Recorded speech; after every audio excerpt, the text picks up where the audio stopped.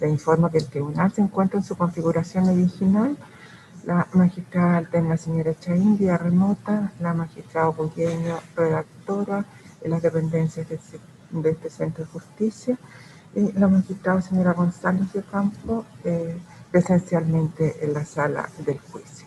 Les voy a solicitar, por favor, a los intervinientes, entonces, que se individualicen al efecto del registro. Señora fiscal, buenos días. Gracias, su señoría. Buenos días. Por el Ministerio Público, el abogado Rodrigo Álvarez y los fiscales Jaime Retamal y Jimena Chong. Consejo de Defensa del Estado. Muy buenos días, señoría. Por el Consejo de Defensa del Estado, en representación del Estado Fisco de Chile, comparecen los abogados Lupia Aguirre Bravo y Fernando Guerra Viles. Gracias. Servicio de Impuestos Internos, buenos días. Muy buenos días, su señoría. Por el Servicio de Impuestos Internos comparecen abogada Adriana Zúñiga Calderón y abogado Manuel Navarrete Gómez, ambos por vía remota. Gracias. Querellante Ciudadano Inteligente y otros. Muy buenos días, su señoría. Por Fundación Ciudadano Inteligente, Federación de Pescadores Artesanales de Corral, Sindicato Independiente de Armadores y Pescadores Históricos de Valdivia y Fede Pesca San Juan, comparece el abogado Nicolás Acevedo. Querellante Hugo Gutiérrez. Muchas gracias, su señoría. Por el querellante Hugo Gutiérrez comparece el abogado Felipe San Martín por vía remota. Vamos a la defensa entonces. En defensa del acusado señor Ortiz, buenos días. Buenos días, señoría. Sergio Rodríguez Oro, compareciendo vía remota. Buenos días, su señoría. Presente. Gracias. La defensa del acusado señor Isasi. Buenos días, magistrado. Comparece el abogado Cristian Mardones Flores en representación de doña Marta Isasi Barbiri, por vía remota. Gracias, señor Isasi. Buenos días. Buenos días, magistrada, presidenta, magistradas presentes, Marta Isasi vía remota. La defensa del acusado señor Lobo. Muy buenos días, su señoría. En representación de Fernando Lobos Torres, la abogada Catalina Tuane, quien me acompaña a mí representado vía remota. Señor Lobos, buenos días. Buenos días, magistrada. Raúl Lobos Torres, vía remota. Gracias. Y la defensa de Corpesca, buenos días. Buenos días, su señoría. En representación de Corpesca comparecen los abogados Carolina Oreque y Waldo Baum. Perfecto. Gracias. Entonces estamos en condiciones de continuar con los alegatos del Ministerio Público. Señoría, previamente quiero hacer una petición al tribunal. La defensa de la acusada señor Isasi. Así Lo escuchamos. Gracias. El día viernes en la tarde me confirmaron un examen que debo realizarme el día miércoles. Es un examen relacionado con vértigo que demora más o menos 1 hora y media, solamente el examen. En ese contexto, magistrado, quiero solicitar, y dado el hecho de que nos encontramos en los alegatos de clausura, y si bien es cierto, yo tengo poder delegado con la colega Tuane, y además existe otro colega que compareció a algunas audiencias del juicio, Gastón Armeño, pero dada la trascendencia y la importancia que tiene el alegato de clausura y que es un examen que debo efectivamente realizarlo, quiero ponerlo en conocimiento del tribunal y ver la factibilidad de poder no sesionar el día miércoles, en atención a que, como digo, yo debo estar presente para el examen ya a las 10 de la mañana y que dura 1 hora y media, y desde el momento en que salga prácticamente no va a haber tiempo como para reanudar una audiencia, y dada la importancia que tiene para mí la realización del examen, quiero poner eso en conocimiento del tribunal y por lo tanto ver la factibilidad de no sesionar el día miércoles. El examen de vértigo. ¿Alguna objeción por parte de los restantes intervinientes, Fiscalía? La Fiscalía lo deja a criterio del tribunal, su señoría. Perfecto. Lo mismo, su señoría. Servicio. Lo mismo, su señoría. Querellante, Ciudadano Inteligente y otro. Criterio del tribunal. Querellante, Hugo Gutiérrez. En el mismo sentido, su señoría, criterio del tribunal. Perfecto. Defensa de acusado señor Ortiz. No hay oposición, señoría, a la solicitud. Perfecto. Defensa del acusado señor Lobos. Tampoco hay oposición, su señoría. Defensa de Corpesca. No hay objeción, su señoría. Perfecto. El tribunal entonces, pasado el receso, va a decidir al respecto. Continuamos entonces con las alegaciones de la Fiscalía. Su señoría, previo a eso también la Fiscalía tiene una petición. Sí, lo escuchamos. Su señoría, Muchas gracias, magistrada. Su señoría, bueno, el tribunal tiene absoluta claridad de que el Ministerio Público solicitó o hizo una estimación de duración completa de sus alegaciones de clausura en 4 jornadas, lo cual implicaba, en definitiva, un término total de 12 horas. También recordar al tribunal que el lunes pasado, por obviamente causas no imputables ni al tribunal ni a ninguno de los intervinientes, solamente pudimos sesionar 35 minutos, que además tuvimos algunos inconvenientes, tampoco imputables obviamente a ninguno de los intervinientes, el día miércoles con el señor Lobos, que demoró la audiencia 20 minutos, y bueno, y finalmente el día viernes, en el cual sesionamos únicamente 2 horas. De acuerdo a esa contabilidad, teniendo a la vista obviamente que la solicitud original era de 12 horas para poder realizar completamente las clausuras, y si el día de hoy sesionamos 3 horas, hora y media, receso y hora y media, eso nos daría una contabilidad de 11 horas 15 minutos, restarían 45 minutos para la sesión de mañana. La petición, su señoría, es algo de flexibilidad para el tribunal y que en definitiva podamos concluir con todas las alegaciones de clausura que restan a la fiscal Chong, las que debo realizar yo naturalmente, en la jornada de mañana, ocupando el primer bloque, en definitiva, realizar una alegación de término de las clausuras del Ministerio Público mañana durante el primer bloque de la mañana, o sea, 1 hora 30 minutos. Esa es la petición, su señoría, teniendo a la vista también que hemos obviamente realizado alegaciones, las ha realizado la fiscal Chong naturalmente, pausadamente y además indicando con detalle el origen de los documentos y la fecha de incorporación, lo que ha hecho naturalmente que las alegaciones sean algo más pausadas de lo habitual. Esa es la petición, pedirle algo de flexibilidad al tribunal, atendido obviamente lo que he mencionado. Sí, efectivamente el tribunal tiene en consideración los tiempos tanto los tiempos que fueron asignados como los problemas y los inconvenientes que se han suscitado en las audiencias, por lo cual entendiendo que los tiempos que fueron otorgados primigeniamente los fueron con probabilidad de ser más extensos o más breves, según el caso de cada uno. Este tribunal no tiene inconveniente en que el Ministerio Público, en este caso, pueda contar con el tiempo suficiente para la conclusión de sus alegatos. No hay problema al respecto. Igual medida la tendrán los restantes intervinientes en cada caso, conforme, digamos, a cómo se vaya desarrollando sus respectivas alegaciones y teniendo en consideración también los imprevistos que puedan tener lugar en el curso de los mismos. Muchas Perfectamente, gracias. entonces seguimos. Señoría. Sí, consejo. Señoría, en esa medida, su señoría, el Consejo solicitaría que sus alegaciones comiencen en un día completo. Es decir, el día miércoles, el día miércoles no sesionamos, a las 9, el día jueves. Sí, lo vamos a decidir después. A las 9 de la mañana, en atención a que siempre existe la probabilidad de que el Ministerio Público mañana no alcance a terminar en la primera jornada y tener 20 minutos de alegación o 30 minutos de alegación. No tiene mucho sentido en el contexto de la forma como está estructurado nuestro alegato. Nos gustaría empezar con una jornada completa.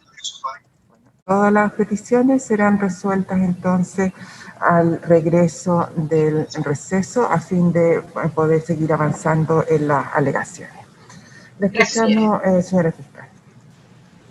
Muchas gracias a su señoría. Agradecemos también la flexibilidad del tribunal para poder escucharnos.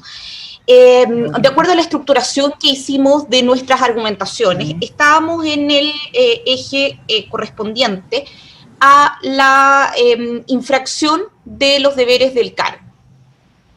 Me parece que se quedó todo congelado, no sé si soy yo. Me parece que sí. A ver, Eric, ¿quién es? Sí, es la fiscalía, al parecer, la que tiene problemas, porque el resto nos estamos observando todos normalmente. Con movimiento. La vemos bien. Sí. Ahí se arregló. ¿Sí? Ahí se arregló, parece, sí. Ya, perfecto, muchas gracias. Estábamos entonces el día viernes En el último de los ejes que decía relación particularmente con la infracción de los deberes del cargo, y nos habíamos hecho cargo de la estructuración jurídica de lo que comprendemos como infracción de deber. Su señoría, disculpe, me aparece mi conexión de internet inestable, no sé si puedo salir y volver a ingresar. Sí, por favor. Sí, muchas gracias. El viernes hubo problemas con el internet de la Fiscalía. Yo también voy a salir, señoría. Tengo el mismo problema.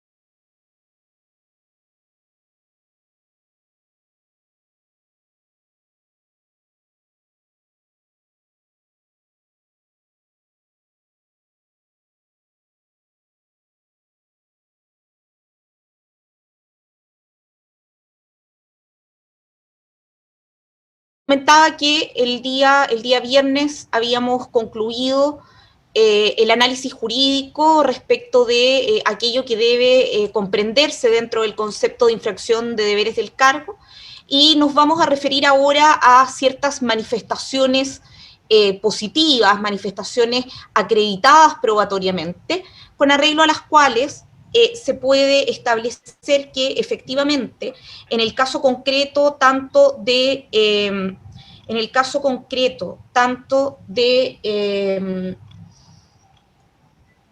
no tengo conexión aparentemente.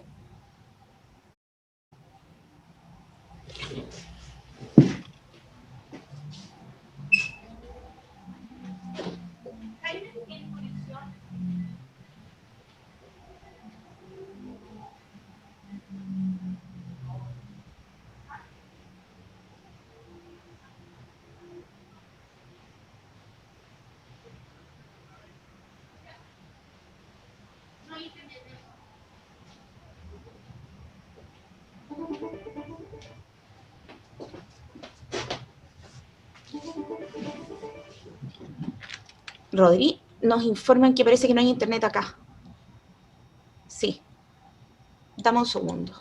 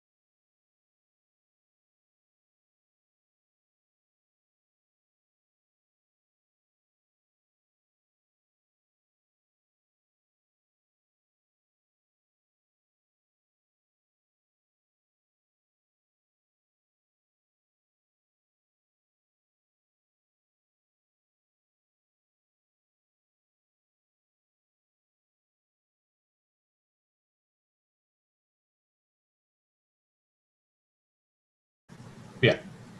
Sí, ahí parece que ya está resuelto. De todas maneras, el abogado Rodrigo Álvarez va a reiniciar su computador por si hubiera algún inconveniente acá en la Fiscalía. Vamos a conversar ahora entonces acerca de actos concretos que justifican esta afirmación que hemos realizado en torno a que las actuaciones de ambos imputados se ejecutan con infracción a los deberes de su cargo, pero teniendo en cuenta que conforme a lo que expusimos el día viernes, en definitiva, cada uno de estos actos configuran una manifestación más de la infracción de deber consistente en la existencia de un interés que no es revelado y que no hace que, en definitiva, los imputados se inhabiliten de tomar parte en las actuaciones en las cuales se requiere su intervención funcionaria. En el caso de Jaime Orpiz, el primero de estos actos que entonces revela la existencia de este interés y que importa en consecuencia una infracción de deber precisamente en la conducta de ejecutarlo, está configurado por el denominado capítulo Contraloría, respecto del cual ya hicimos mención a los correos electrónicos de la evidencia material número 12, del viernes 12 de junio del año 2009, en donde el gerente general de Corpesca S.A., Francisco Mujica, le dirige a Jaime Orpiz a su casilla de la Corporación La Esperanza un borrador de carta prometido. Conforme a la evidencia material número 26, este correo es del viernes 12 de junio, el lunes 15 de junio, el abogado y imputado Jaime Orpiz Fuchón le hace llegar a Corpesca S.A. a través de su gerente general en un sobre con un papel, de acuerdo a la versión del propio Mujica, donde aparecerían sus señas, se le hace llegar un sobre con una boleta de honorarios falsa, en el caso concreto de María Pilar Plaza, por 5 millones de pesos, la que es pagada el día siguiente, el martes 16 de junio del año 2009. Conforme al timbre que se exhibe en el cheque de la evidencia material número 70, el cheque es cobrado el mismo día 16 de junio. Y el 17 de junio, Francisco Mujica Ortúzar dirige un nuevo correo, esta vez a la casilla Gmail del senador Jaime Orpiz, reiterándole el mismo texto en cuestión, 17 de junio. De acuerdo al documento 336, letra B, incorporado el 12 de mayo del año... Le voy a pedir un poquito más pausado, por favor. Bien, no hay problema.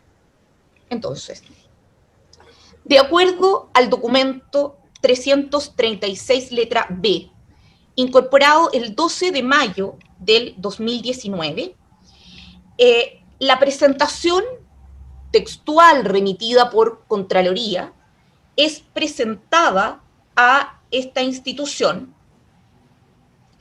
el día 26 de junio del año 2009, según consta en el timbre puesto en el costado superior derecho del documento de que se trata. Según escuchamos del testigo Carlos Cantero, en su declaración del 27 de septiembre del año 2019, en el tiempo entonces que media entre el miércoles 17 de junio y el miércoles 24 de junio, que es la fecha contenida en el documento como fecha de expedición, no de recepción en la Contraloría, Orpiz incorpora en el documento Word el logo del Senado, incorpora los nombres y cargo de los senadores que suscriben y obtiene las firmas de Cantero y Flores. Realizada esta presentación, 26 de junio del 2009, el viernes inmediatamente siguiente, Jaime Orpiz Fuchón realiza otra solicitud de beneficio económico, esta vez a través de la boleta número 18, según consta en la evidencia material número 26, de Lorena Lara Saldías, por 5 millones de pesos, la que es pagada por la compañía por cheque de fecha 6 de julio del 2019 y pagado el mismo día según el timbre que se observa en el cheque de la evidencia material número 26. 6 de julio. El 29 de julio, Jaime Orpiz vuelve a hacer una petición de 5 millones de pesos por otra boleta de Lorena Lara. El 25 de agosto, Jaime Orpiz vuelve a hacer otra solicitud de beneficio económico por 5 millones de pesos a través de la boleta 1 de Muriel Teichido. El 28 de septiembre de 2009, Jaime Orpiz vuelve a hacer otra solicitud de beneficio económico por otros 5 millones de pesos, boleta 39 de Francisca Cuellar. El domingo 4 de octubre, el acusado solicita a Corpesca, mediante la boleta 5 de Rodrigo Ortega, otros 5 millones de pesos. El 19 de octubre, el acusado solicita nuevamente un beneficio económico de 5 millones de pesos a través de la boleta 26 de Lorena Lara. Esta última, 19 de octubre del año 2009. El 2 de noviembre, mediante boleta 28 de Lorena Lara, pide nuevamente el acusado 5 millones de pesos. 2 semanas después, el lunes 16 de noviembre, el acusado le pide nuevamente un beneficio económico a Francisco Mujica, otros 5 millones de pesos a través de la boleta 8 de Rodrigo Ortega. Y finalmente, el 1 de diciembre, mediante boleta 28 de Bárbara Molina, el acusado solicita otros 5 millones de pesos. Conforme dictamen número 068-001 del 7 de diciembre de 2009, la Contraloría General de la República se pronuncia respecto de esta presentación del acusado Orpiz y de los senadores Cantero y Flores. Y acoge, en definitiva, los argumentos de Corpesca.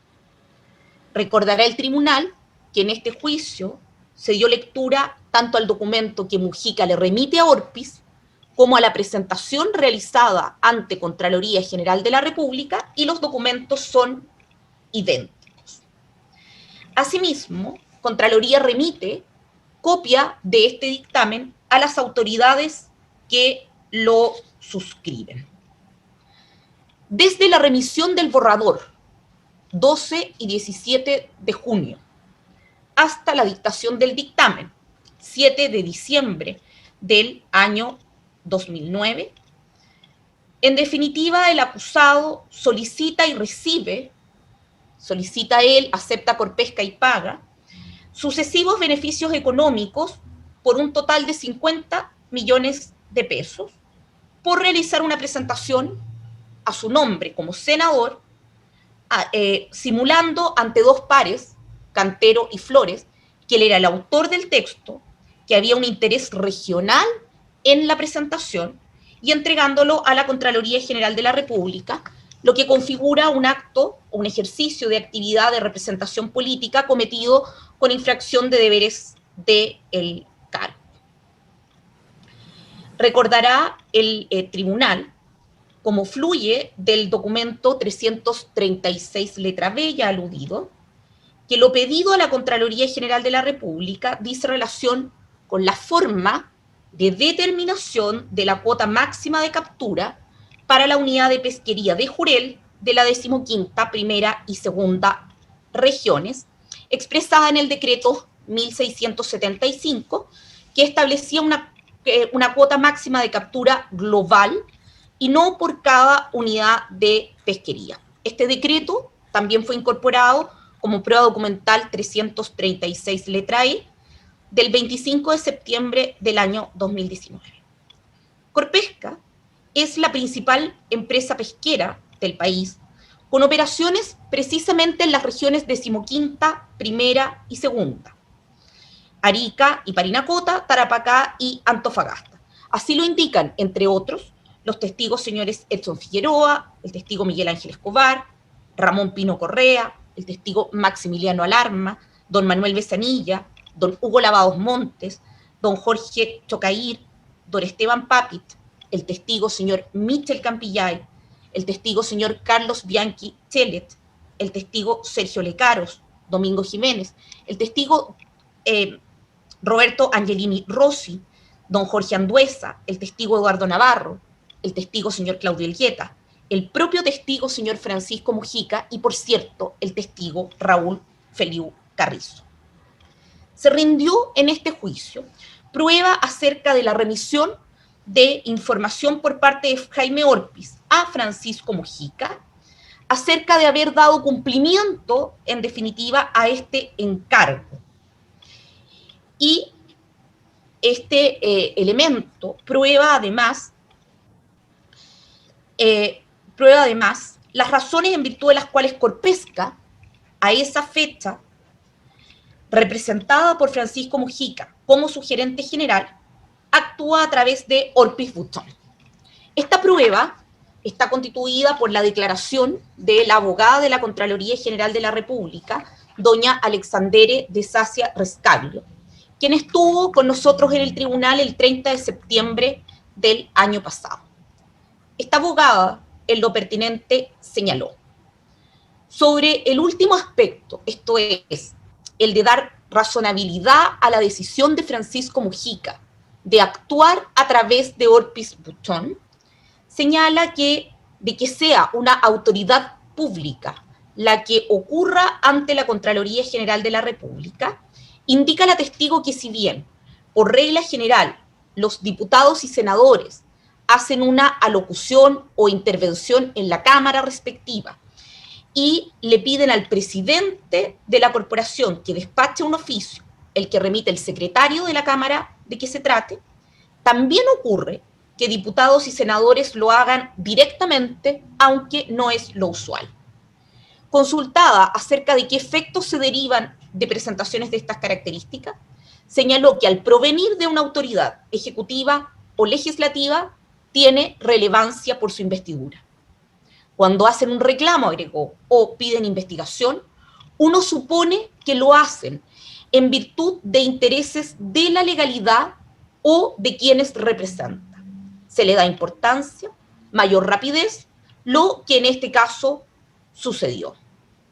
Exponiendo la testigo acerca del procedimiento de revisión gatillado a partir de la presentación de Corpesca realizada a través de Jaime Orpiz, se le exhibió a la testigo el documento 336 letra C, que fue incorporado el 25 de septiembre del año 2019.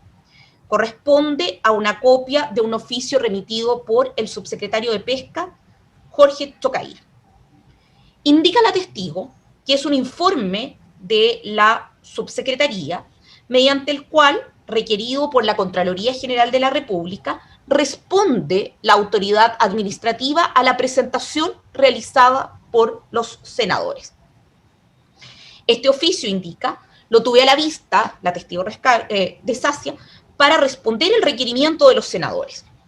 Recuerda en este punto que un abogado que trabajaba en ese momento en la Contraloría General de la República, en la misma división número 4, don Felipe Bazán Domínguez, quien es sobrino político de Francisco Mujica Ortúzar, le pide atender a un tío que tenía un tema pendiente que veía yo.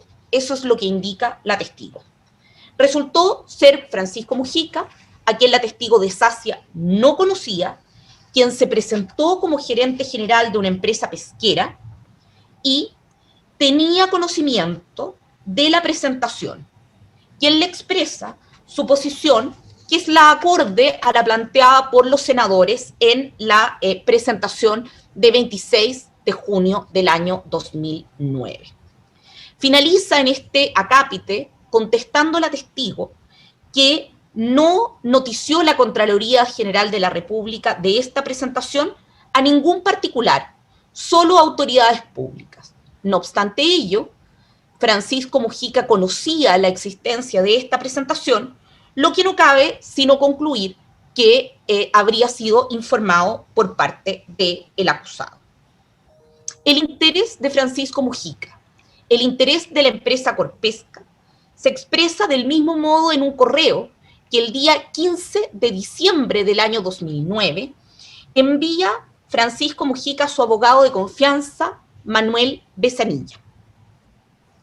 El estudio de Manuel Besanilla, recordará el tribunal a partir de su declaración, es además el estudio encargado de preparar las presentaciones que se realiza, ahora sí por parte de Corpesca, suscritas por Francisco Mujica, sin requerir en esta oportunidad intervención del acusado Jaime Orpiz, ante la misma Contraloría General de la República, el día 22 de diciembre del año 2009 y 8 de enero del año 2010, solicitando que se ordene el cumplimiento del dictamen 68001, lo que determinaría, como el propio Besanilla señaló ante este tribunal, una mayor cuota de jurel.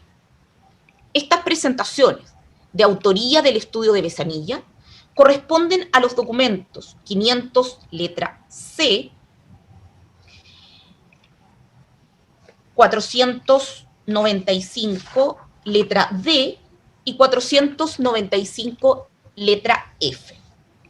El documento 500 letra C corresponde a un correo electrónico remitido por Francisco Mujica a Manuel Besanilla, donde le reenvía un correo que Felipe Bazán le hace llegar con copia de este dictamen.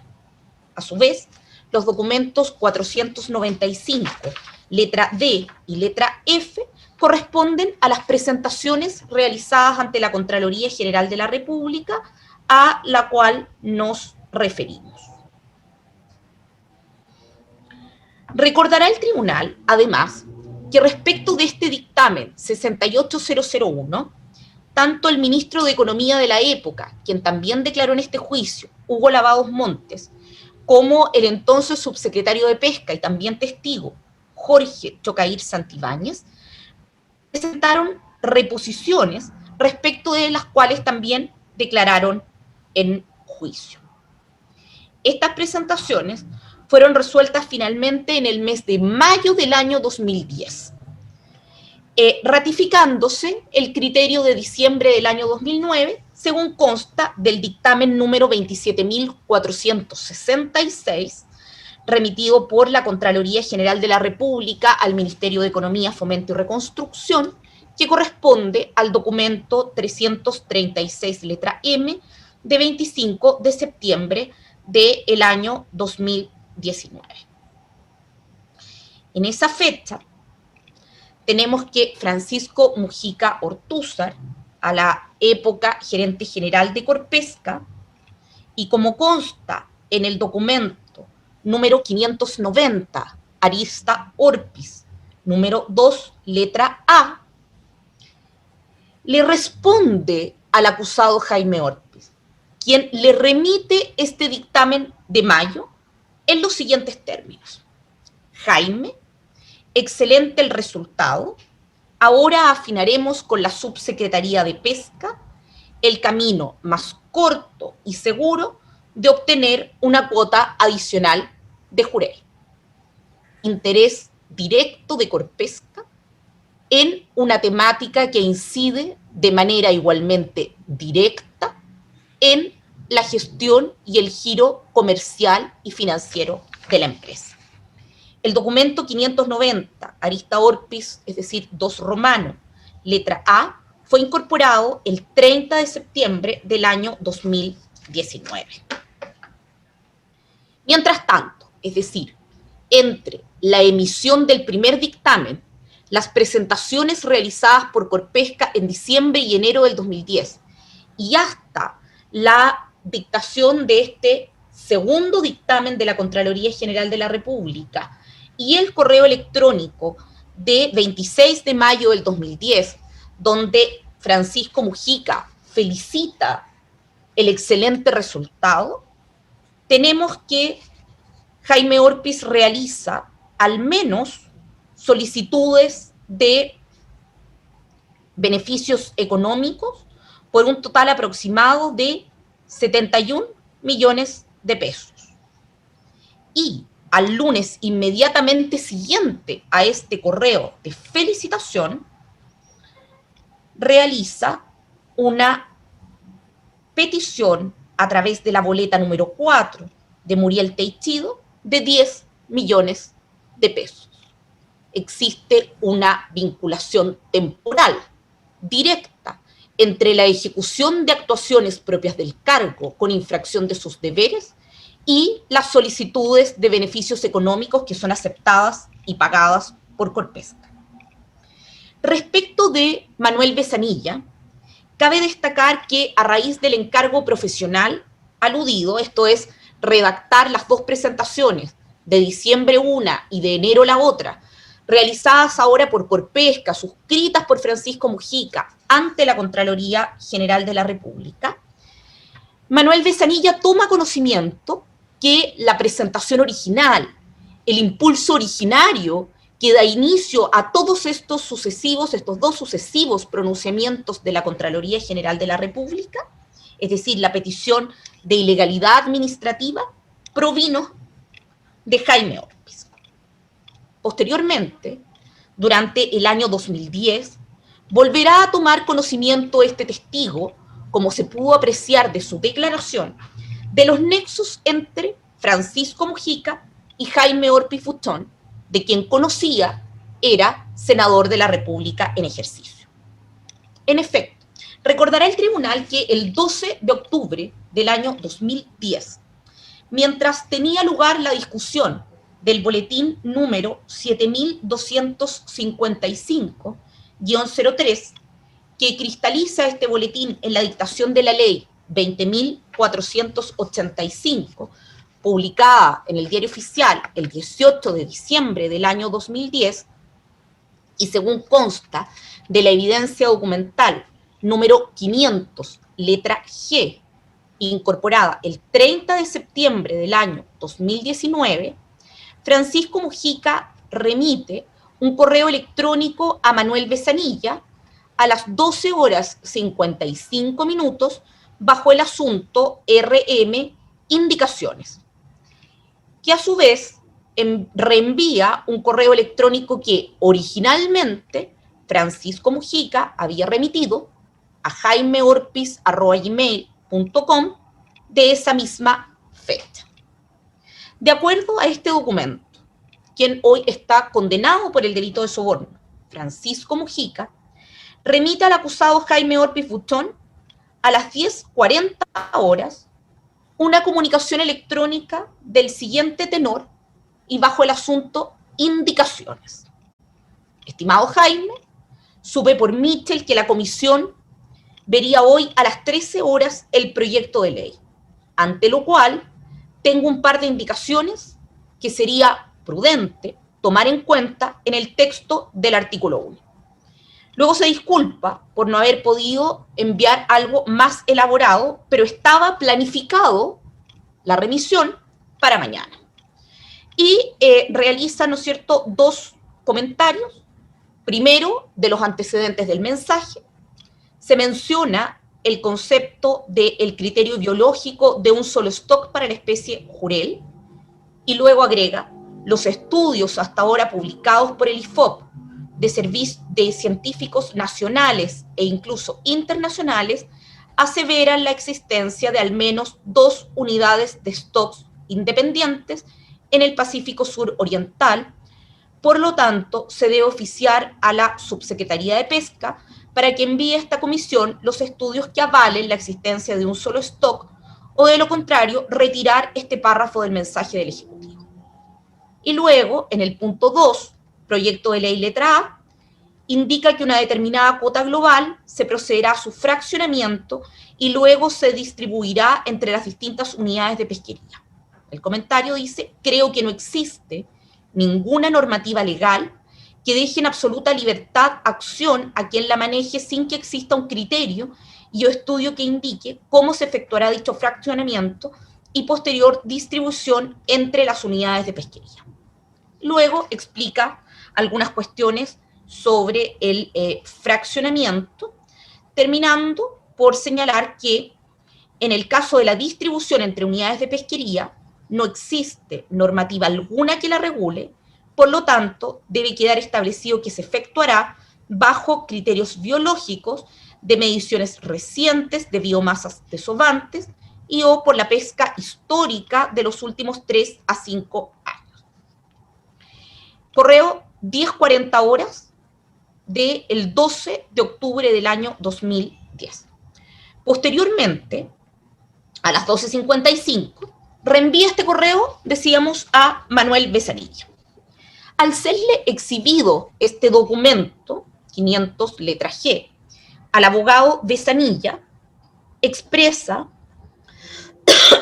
que es un mail de Francisco Mujica a él, donde le reenvía un correo que le mandó a Jaime Orpiz con el texto de las indicaciones para que las tenga presente el senador en el proyecto de entonces. Recuerda el testigo que las indicaciones ya habían sido enviadas, por lo que él le solicitó hacer una presentación que tuviera una forma más legal y completa de la indicación que enviaba. Lo hice y se lo envié a Mujica. Efectivamente, de acuerdo a evidencia incorporada, a las 17:56, es decir, casi a las 6 de la tarde, de acuerdo a la evidencia contenida o extraída desde la evidencia material número 12, que corresponde a una cadena de correos, Besanilla efectivamente redacta un texto. Este texto es recibido a las 17:43 y remitido a Orpiz a las 17:56.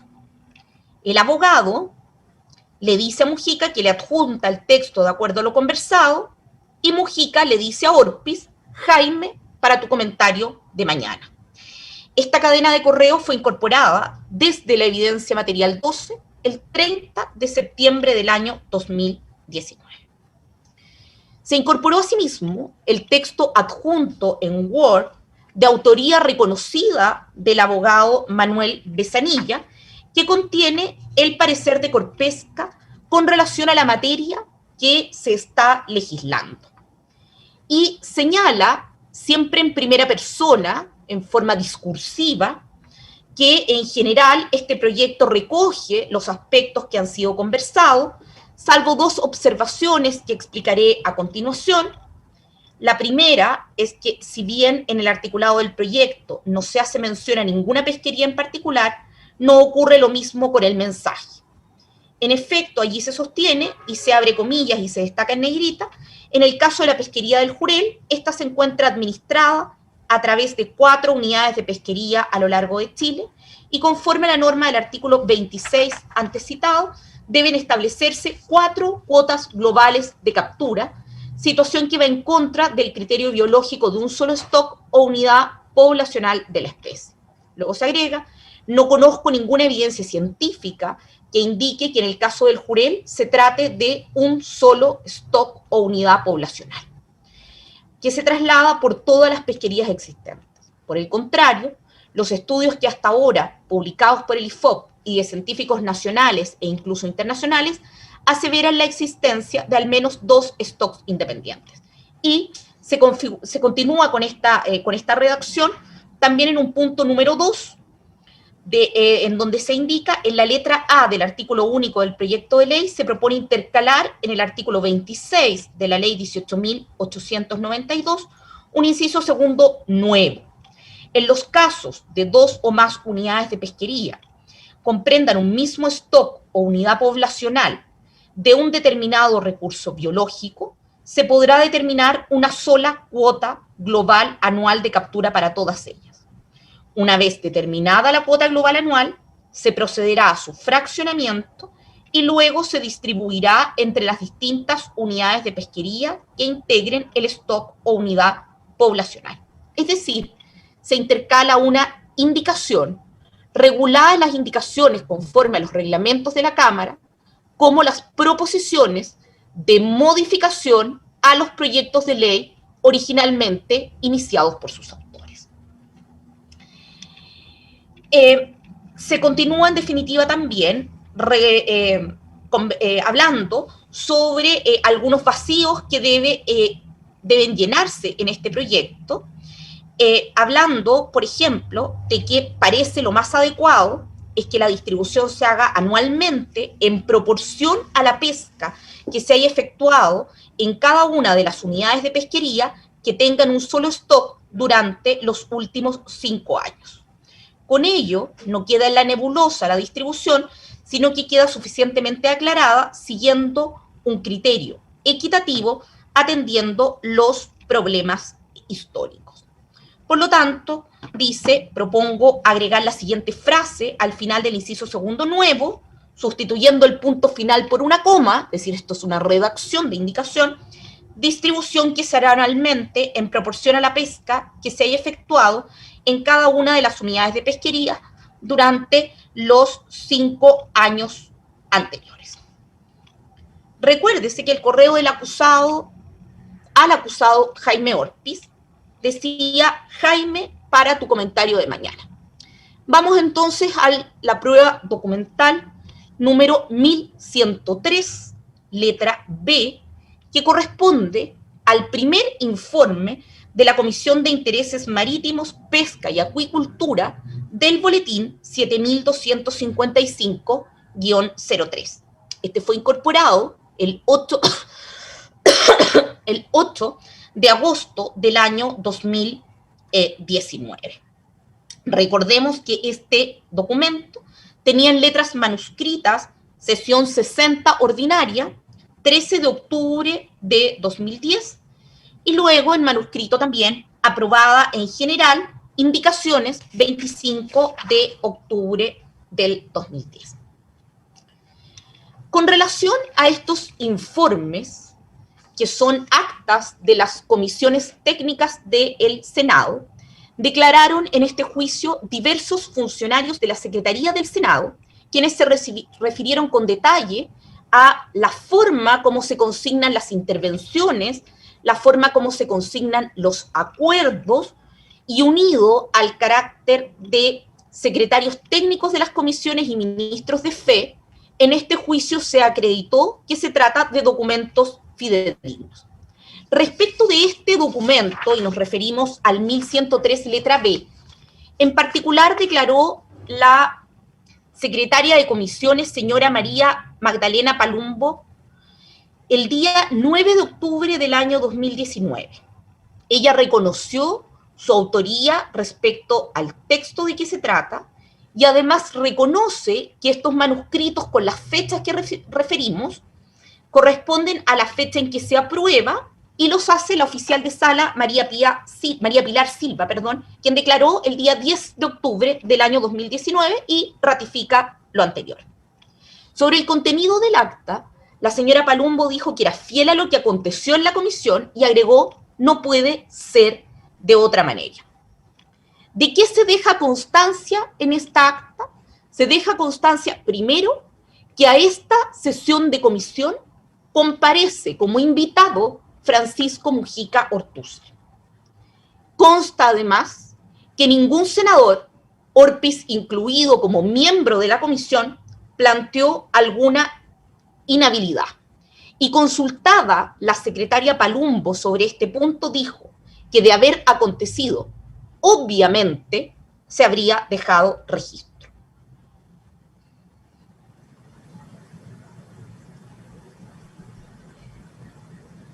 Constan asimismo las intervenciones de Jaime Orpiz Buchón en esta comisión, con ocasión de este proyecto de ley, y de la lectura que se hizo en el juicio de estas intervenciones, el tribunal podrá advertir que son en el mismo sentido de los documentos que le fueron remitidos por Francisco Mujica, que corresponde a la opinión de Corpesca en relación al proyecto de ley, y que fueron redactadas por Manuel Besanilla, abogado de Corpesca. En efecto, el honorable senador Jaime Orpiz principia señalando que el dictamen de Contraloría General de la República de 7 de diciembre del año 2009, es decir, el 68001, obtenido por su intermedio, señala que debe establecerse cuotas globales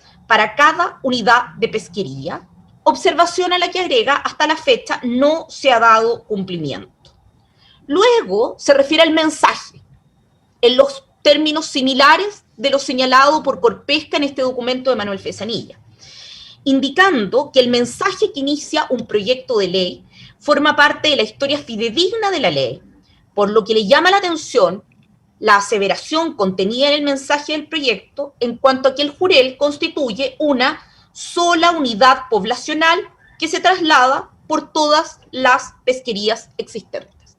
Exactos términos utilizados por su financista en los documentos que se le hacen llegar. Agrega que en su poder obran diversos estudios que concluyen lo contrario, más de un stock de Jurel, señalando entre ellos unidades de stock del recurso Jurel de la primera a la 11ª región, INPESCA e IFOP, y bases biológicas para prevenir la sobreexplotación del recurso Jurel, también del IFOP, mismo Instituto de Fomento Pesquero que es citado en los documentos que les son remitidos por Corpesca. Expresa además que no existe unanimidad en el mundo científico sobre la materia, misma afirmación remitida por su financista en los documentos antes referidos. Añade que el proyecto de ley debería ser una alusión más general, refiriéndose a las especies pelágicas, y no circunscribir la norma solo al recurso Jurel. ¿Qué otra intervención tiene? Se constata que el honorable senador Orpiz objeta la facultad que se otorga a la Subsecretaría de Pesca para fijar, conforme a los estudios que se realicen, una sola talla de primera madurez sexual, puesto que también es una materia controvertida. Asimismo, reitera que más allá que se fije la información global sobre el recurso, es de primera importancia establecer resultados por cada macrozona, es decir, por cada unidad de pesquería. Afirma finalmente que para la zona norte el artículo transitorio es fundamental, en particular en lo que se refiere a estudios científicos relativos a la talla, precisamente el requerimiento que hace su financista. Asimismo, dice, debe quedar establecido por ley para que no ocurra lo mismo que con los estudios sobre marcaje que se comprometieron y nunca se hicieron.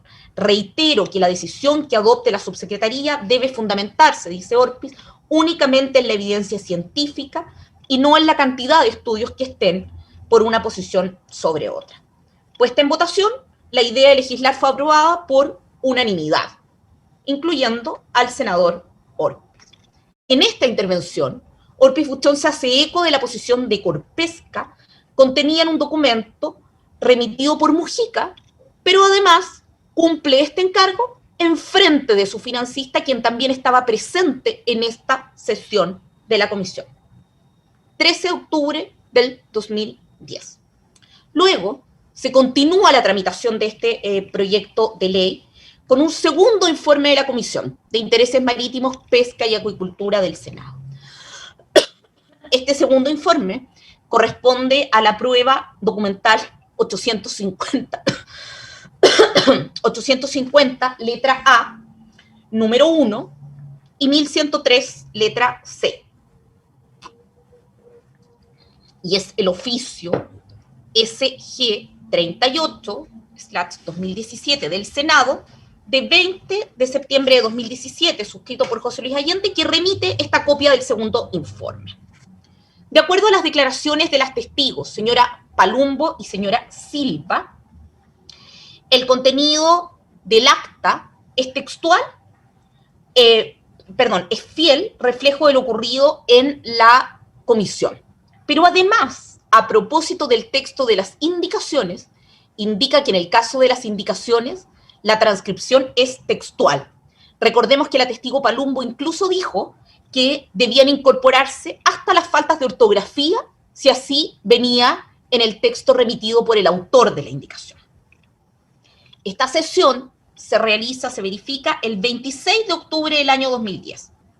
Y en ella se discutieron y votaron, entre otros, las siguientes indicaciones.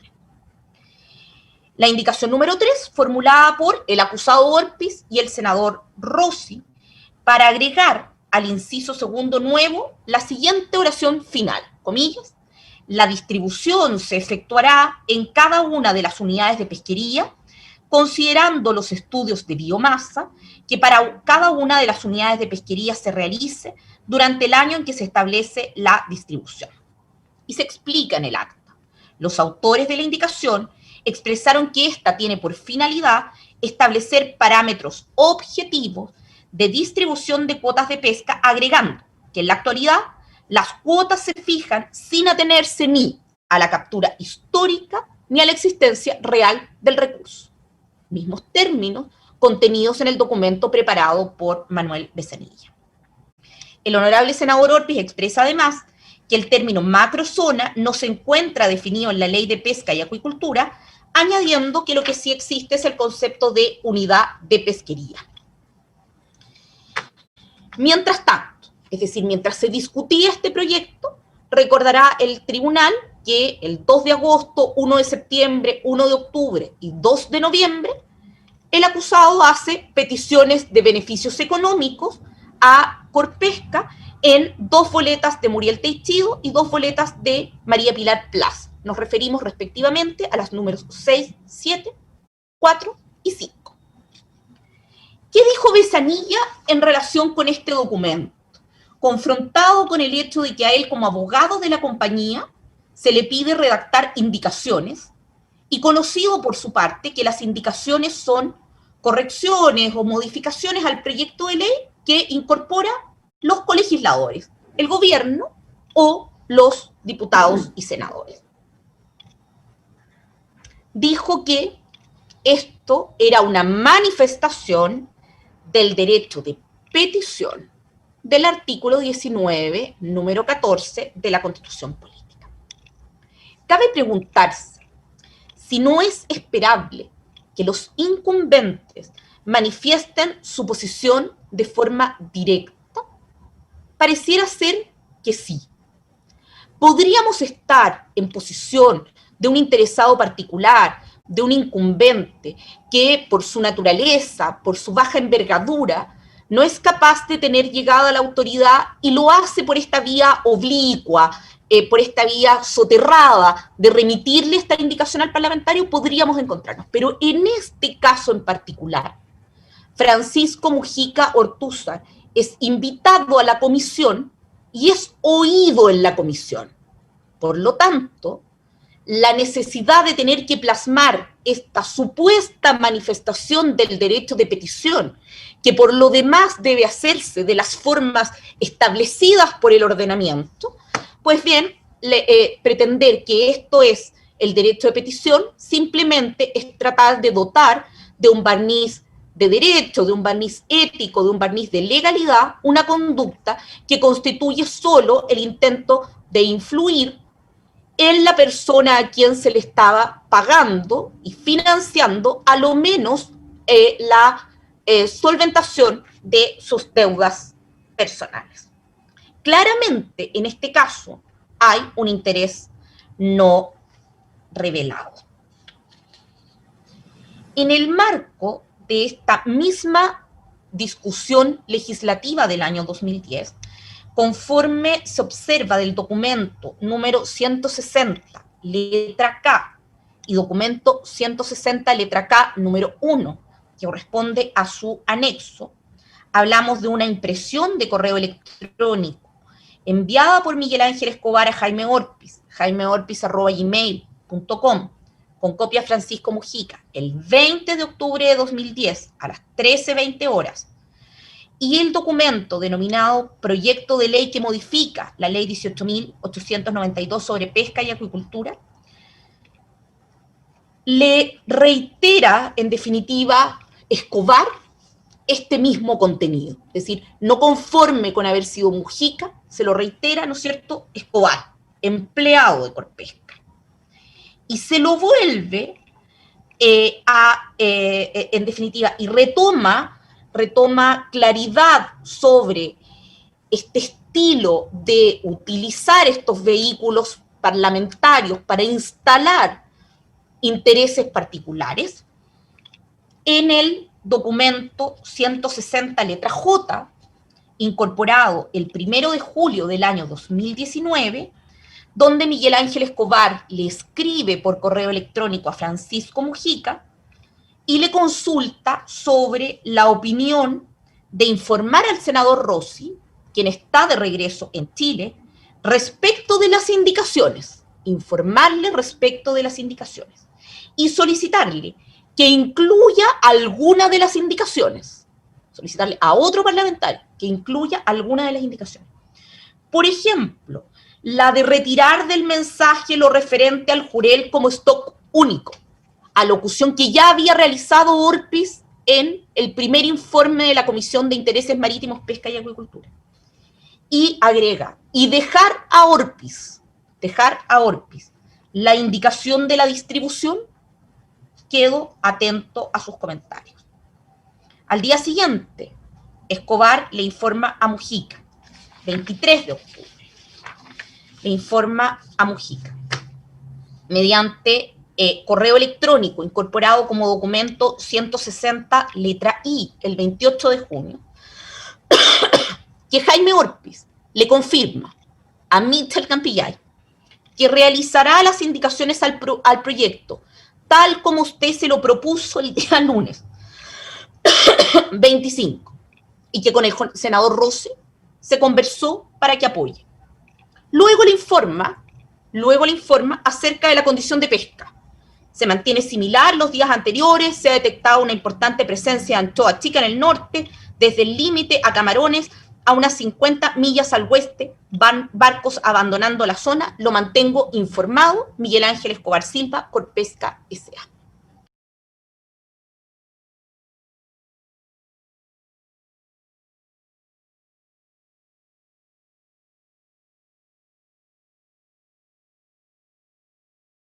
En sus exposiciones autónomas, ambos acusados, al inicio de este juicio, fueron sumamente cuidadosos en la utilización de expresiones cuando hacían referencia a determinados personajes que entran posteriormente en escena. Y por lo tanto, Marta Isasi, por ejemplo, es reiterativa, yo calculo quizá más de 20 veces incluso, que al momento de referirse a Francisco Mujica Ortúzar, agregó en todas las oportunidades durante los varios días de su declaración, Francisco Mujica Ortúzar como representante de ACIPES. El acusado Orpis hizo exactamente lo mismo. Y lo cierto es que, perdón, el representante de ACIPNOR, dije ACIPES, es ACIPNOR. Y lo cierto es que pese a ello, pese a hacerse creer que efectivamente las intervenciones eran como representante de ACIPNOR, además de haber quedado desnudada en este juicio la composición de esta Asociación de Industriales Pesqueros del Norte, todas empresas del Grupo Angelini, más Camanchaca, eso es, en definitiva, ACIPNOR, además de quedar desnudado, estos diálogos entre Francisco Mujica y Miguel Ángel Escobar confunden estas supuestas dos chaquetas, lo que demuestra que en definitiva tienen solo una, Corpesca. Le habla de la influencia hacia parlamentarios, a uno de los cuales le estaban pagando permanentemente beneficios económicos, y reglón seguido le habla del giro de la compañía y del estado de la pesca en el día. Es decir, se produce, ¿no es cierto?, este develamiento, porque las comunicaciones electrónicas terminan teniendo ese carácter espontáneo, ¿no es cierto? Se produce este desnudamiento de la real condición en la cual hablan en todas las oportunidades. En todas las oportunidades son Corpesca. Gerente general uno, gerente de flota el otro. En todas las oportunidades que actúan públicamente como Corpesca. Vimos en el segundo informe cómo se votan las indicaciones el día 26 de octubre.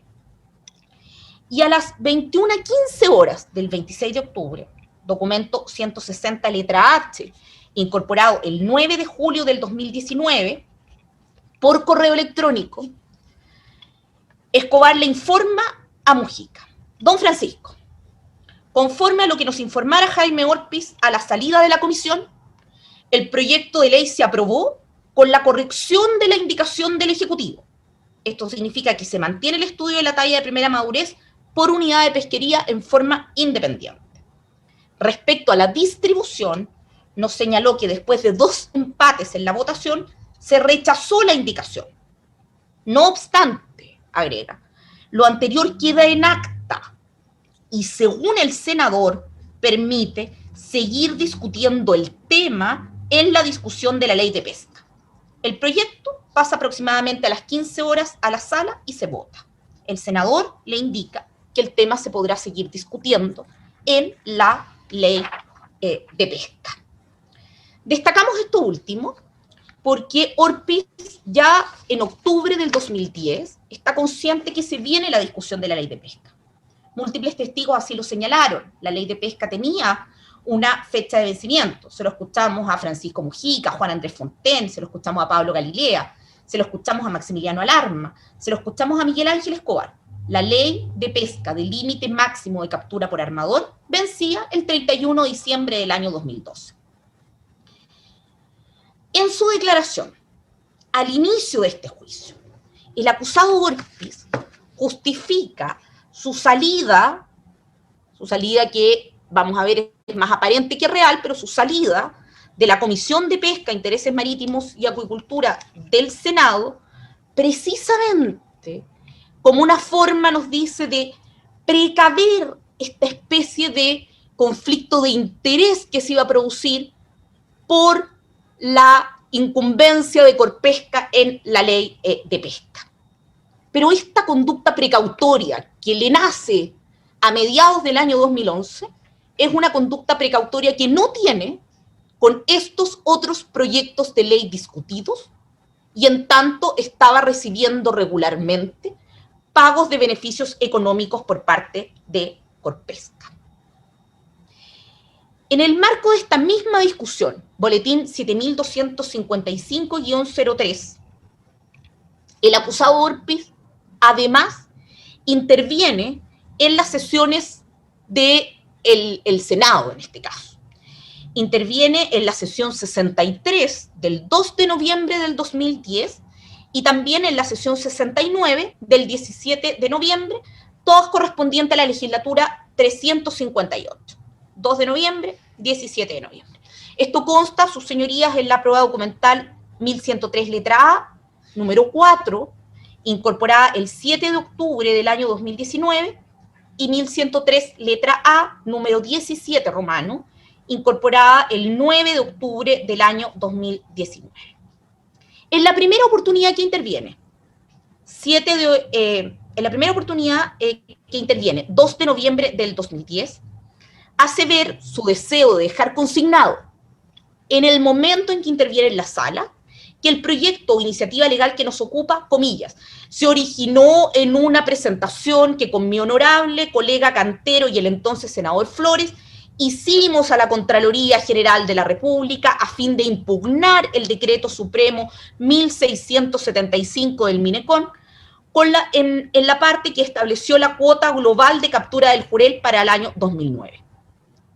Cita además que la Contraloría el 7 de diciembre confirmó nuestra argumentación. Esa es la expresión que utiliza, nuestra argumentación, cuando sabemos que la autoría del documento corresponde a Corpesca Sociedad Anónima, quien le estaba pagando beneficios económicos. Reclama paternidad en el origen del proyecto, reclama paternidad en la resolución de Contraloría General de la República. En la segunda intervención del día 2 de noviembre del año 2010, reitera la necesidad de contar con estudios científicos, precisamente la posición expresada por Corpesca en los documentos preparados por Mujica unos, por Besanilla otros, que le fueron hechos llegar en el mes de octubre del año 2010, menos de un mes antes de su intervención en la sala del Senado. ¿Qué pasa en paralelo? Esto es dijimos, ¿no es cierto?, esto es el 2 de noviembre del 2010, bueno, en paralelo el 2 de noviembre del 2010 estaba Corpesca emitiendo un cheque de la evidencia material número 70, el cheque 7855, por 2 millones de pesos, prácticamente 1.983.680 pesos, a nombre de María Pilar Plaza, cobrado por Carolina Gacitúa al día inmediatamente siguiente. Recibido este pago, la intervención de Jaime Orpiz en relación con este proyecto continúa. Así queda constancia en la prueba documental 160 letra A, incorporada el 1 de julio del año 2019 y que corresponde a una cadena de correos electrónicos entre, una cadena de correos electrónicos entre Francisco Mujica y Miguel Ángel Escobar. Y en donde Miguel Ángel Escobar le reenvía a Francisco Mujica el 6 de diciembre del año 2010 un correo electrónico del 5 de diciembre del año 2010 de 23 horas 7 minutos de Jaime Orpiz. ¿Qué le dice Orpiz el 5 de diciembre? Le dice: estimado Miguel Ángel, mañana me comunicaré con Antonio Horvath, presidente de la Comisión de Pesca a esa fecha. El problema, le dice, que el día martes, por la fiesta de la Virgen de los Vázquez, el Senado funcionará en la mañana. Primero debe pasar a la Cámara. Nos podríamos juntar a primera hora en la comisión mixta y resolver. No tengo seguridad que se pueda ver en la sala. ¿Y qué le agrega? No solo le informa, le dice: no tengo seguridad que se pueda ver en la sala, haremos el intento. Pareciera ser que detrás de este haremos el intento podría venir un Go Team, vamos equipo. Atentamente, Jaime Orpiz. Se lo reenvía, decíamos, el 6 de diciembre a las 7:47, Miguel Ángel Escobar a Francisco Mujica y le dice: don Francisco, le remito correo de Jaime Orpiz en respuesta ¿a qué? A la solicitud de ¿qué? De interceder para que el proyecto se vea el mismo día martes en la comisión mixta y en la sala. Atentamente, Miguel Ángel Escobar Silva. En este espacio temporal, donde hay comunicaciones regulares en relación a la actividad parlamentaria entre gerentes de Corpesca, con un senador miembro de la Comisión de Pesca, a quien se le están realizando pagos simultáneamente a sus actuaciones funcionariales, Corpesca nos quiere hacer que haya una cultura de control, de nuevo, en una especie de realidad paralela. Entonces, nos incorpora la defensa documental número 14, leída el 23 de diciembre del año 2019, que es un correo entonces de Raúl Feliú para Jaime Ortiz del 20 de octubre del 2010. Es decir, mientras el gerente general y Miguel Ángel Escobar estaban en esta comunicación y en este flujo de información con el senador, un correo donde dice: el asunto es responsabilidad P jurídicas, en respuesta a un correo enviado por Jaime Ortiz donde adjunta un link de página web. Es decir, hay un área de Corpesca que no tiene comunicación alguna con otra y que supuestamente está preocupándose del tema de la responsabilidad penal de la persona jurídica. Corren en realidades paralelas. Y luego nos incorpora de la evidencia material número 51, el 16 de marzo del año 2020, un correo del 22 de octubre del 2010 a las 13:05 de Eric Van Canel a Jaime Ortiz, con copia Raúl Feliú, Viviani y otras personas, sobre un aviso de auditoría. Y solo a propósito de estos temas, ¿no es cierto?, de cultura corporativa. El testigo de Semilla nos dijo, además, que el estudio donde él trabajaba, es decir, este estudio encargado de hacer las presentaciones a Contraloría para pedir el cumplimiento del dictamen obtenido por Jaime Orpiz, a sabiendas que lo obtuvo Jaime Orpiz, el estudio que redacta indicaciones a sabiendas que van a ir a dar a Jaime Orpiz, asesoraba también en temas de Ley 20.393 a Corpesca S.A.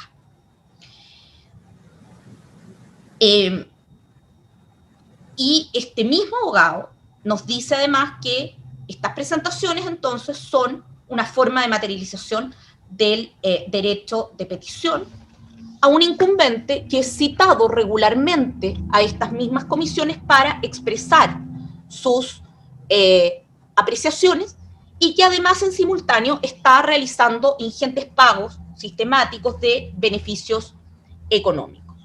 Mismo estudio, además, que durante la tramitación de la ley de pesca va a seguir escribiendo indicaciones para que Francisco Mujica siga ejerciendo, en el contexto ahora de un proyecto de ley marco, pueda seguir ejerciendo el derecho de petición. Nos referimos, su señoría, particularmente al documento 500, letra O, que es un correo electrónico de Esteban Papich, de 31 de agosto del 2012, que se llama Asunto Nuevas Indicaciones 143 y 143 bis, con sus documentos adjuntos. Esto fue incorporado el 1 de octubre del 2019. Es decir, hay una continuidad en el conocimiento que el estudio que analiza o supuestamente asesora a Corpesca en temas de responsabilidad penal de la persona jurídica, de conocer la vinculación que tiene Corpesca en el ejercicio de este derecho de petición y en el no levantamiento de ningún riesgo asociado a estos temas.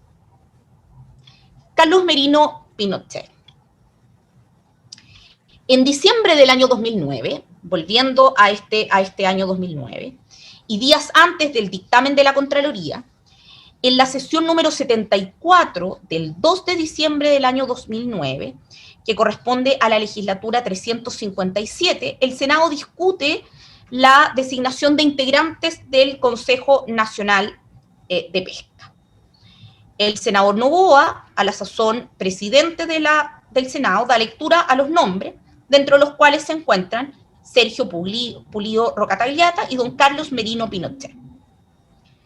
El imputado Orpiz Buchón da aprobación a ambos nombres, ya que estima que el Consejo Nacional de Pesca en el norte estaba en minoría.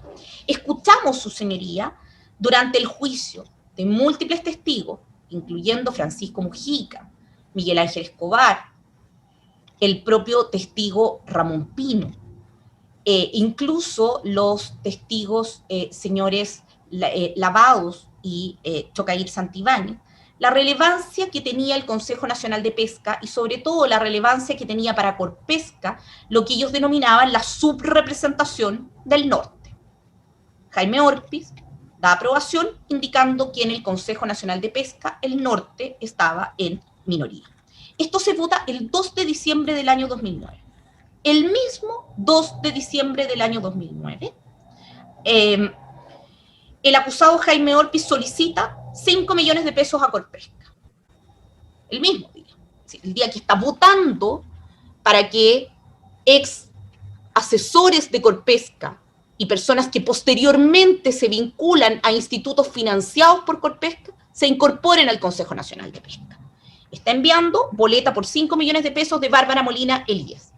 Y esta boleta es pagada al día inmediatamente siguiente por cheque 5281, contenido en la evidencia material número 70, y cobrado por caja el mismo día 3 de diciembre del año 2009.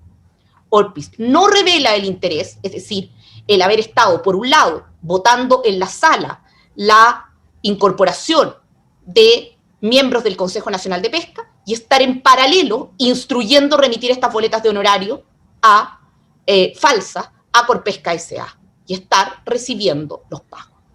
Simultáneamente vota, simultáneamente ejecuta la solicitud de beneficio económico. Y vota a favor de quien prestó servicios, como decíamos, para Corpesca antes y con posterioridad. La intervención de Orpiz en esta votación consta del documento 1103, letra A, número 7 romano, incorporado el 8 de octubre del año 2019. Se acreditó que los antecedentes de los postulantes fueron hechos llegar al Senado y tramitados de acuerdo al boletín S número 1208-05, conforme se observa de la prueba documental 551, letra A, puntos 1, 4 y 6, incorporados el 24 de febrero del año 2020. El vínculo de estas personas con Corpesca, particularmente de Carlos Merino Pinochet, fluye de la evidencia material número 28 incorporada el 11 de febrero del año 2020, que corresponde a un DVD contenedor de documentos aportados por Waldo Baum Idven en representación de Corpesca, consistente en copias de boletas de honorarios de Carlos Merino Pinochet. Cabe indicar además, en relación con este interés, con este conocimiento, que a fines del año 2010, en sesión especial número 71 de 1 de diciembre del año 2010, correspondiente a la legislatura 358, y como consta en documental 1103 letra A número 2, incorporada el 8 de octubre del año 2019, mientras se discute la crisis de diversas pesquerías en Chile, el acusado Jaime Orpiz interviene citando, y no solo citando, sino también exhibiendo, un trabajo de Carlos Merino Pinochet, a quien presenta como profesor del norte, ex rector, actual académico de la Universidad Arturo Prat, omitiendo, obviamente, exponer que entre marzo y junio del año 2009 prestó servicios remunerados para Corpesca. Todos estos hechos que configuran concretas manifestaciones de intervenciones con infracción a los deberes del cargo, determinadas por los pagos recibidos, no deben dejar de poner el foco en términos de subsunción y de imputación, que el delito de cohecho se consuma con la sola solicitación y por ende estos elementos constituyen por un lado una prueba de la finalidad descrita en el artículo 248 bis y por cierto del despliegue de conductas que favorecen a Corpesca, que ceden en su directo interés y beneficio, elemento que se liga con la responsabilidad penal de la persona jurídica que también es reprochada a la compañía. Atendido lo que hemos venido refiriendo, esta sistematicidad, este sostenimiento en el tiempo de solicitudes de beneficios económicos por parte del acusado Orpiz a la empresa Corpesca, su aceptación y pago, configura, insistimos, un interés que al entrar en conflicto con el deber de probidad, obliga a revelar dicho interés, obliga a inhabilitarse, a abstenerse de intervenir en asuntos que empecen la gestión de la compañía y, por cierto, votar. Deber que es sucesivamente, insistimos, infringido, siendo esa, y volvemos al punto, y disculpen la insistencia, la infracción nuclear de los deberes del cargo, que se acreditaron en definitiva en este juicio. Y se acredita esta sucesiva intervención, esta ausencia de revelación del interés y esta ausencia de inhabilitación frente a la existencia de este evidente conflicto de interés en los proyectos de ley que involucran la regulación pesquera y que fueron en definitiva descritos en la acusación. En efecto, consta, sus señorías, de los documentos 1103 letra A, número 6, 1103 letra A, número 5, 1103 letra A, número 1, 1103 letra A, número 16, 1103 letra A, número 13, 1103 letra A, número 10, 1103 letra A, número 9 y número 8, documento hasta el 1103 letra A, número 8, que el acusado interviene en diversas sesiones de las legislaturas 357, 358 y 359, votando distintos boletines que impactan a la actividad pesquera. Nos interesa revisar brevemente algunos ejemplos de estas intervenciones. Interviene en la sesión primera del 16 de marzo de 2010 de la legislatura 358, donde se discute el boletín 6.391-21. Esto corresponde al documento 1103 letra A, número 5, incorporado el 8 de octubre, ya lo dije. De acuerdo a este documento, en su página 50, se puede ver que el proyecto de ley se refiere a una enmienda a la ley de pesca en materia de áreas de manejo y registro pesquero artesanal. En principio, se podría pensar que Corpesca, que desarrolla actividades en el ámbito de la pesca industrial, no le impese la regulación de la pesca artesanal. Sin embargo, diversas declaraciones de testigo e incluso afirmaciones realizadas en el contexto de la historia de la ley de pesca por parte de Francisco Mujica hablan de la involucración que existe entre Corpesca y los artesanales. Parte importante de la pesca faenada por Corpesca es adquirida a los artesanales, y así lo refirieron los distintos testigos de la empresa que prestaron declaración en este juicio. Explican los testigos además, entre otros, los conceptos como el fraccionamiento, esto es, la distribución que existe de la cuota global de pesca entre el sector industrial y el sector artesanal. Y este concepto sí resulta relevante para la industria. Miguel Ángel Escobar, por ejemplo, señaló que se compra regularmente a los artesanales para sus operaciones productivas. Escuetamente, y de lo que alcanzaba a recordar el testigo Pino Correa, se le consulta sobre si el fraccionamiento es una materia relevante para la operatividad de Corpesca, y responde que sí. Confrontado con un documento contenido en uno de los correos electrónicos, que era una presentación en PowerPoint, hay una lámina 4, se le pregunta, ¿qué se indica en esta lámina? Responde, la lámina indica desembarques y compra de pesca. Cuando se le pregunta a quién le compra Corpesca, dice compra artesanal. Como pregunta de precisión, le compra a pescadores artesanales, y la respuesta es que sí.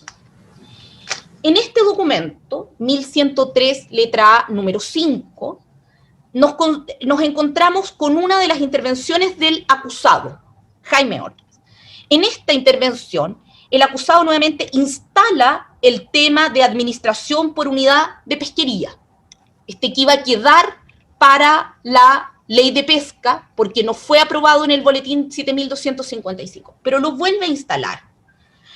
Y dice, solo quiero dejar establecido en la sala, con motivo de la discusión general, que se ha abierto mucho más el ámbito de este proyecto, y me alegro muchísimo, sobre todo si ello se verá reflejado en la fijación de un plazo para presentar indicaciones. Y agrega, el fondo de la cuestión, señor presidente, radica en que las macroregiones deberían administrar sus recursos pesqueros. La realidad de las pesquerías del norte, reitero, es muy diferente a la de las pesquerías del sur. Atendidas las ideas esenciales de la iniciativa, quiero al menos dejar planteada la necesidad de ir en la línea de descentralización de las decisiones en materia pesquera, de no fijar un patrón común a lo largo de todo el país, y que las macroregiones puedan administrar los recursos pesqueros. Es decir, aun cuando del título del proyecto fluya que se trata de un proyecto de pesca artesanal, existen buenas razones por las cuales Jaime Ortiz debió haber revelado el interés que a esa fecha mantenía Corpesca, porque las regulaciones en los términos que se consignan en la propia diario de sesiones del Senado afectaban de manera directa a Corpesca. Vamos a hacer un receso, señora fiscal, hasta las 11 de la mañana, y continuamos con su alegación. Gracias, señoría.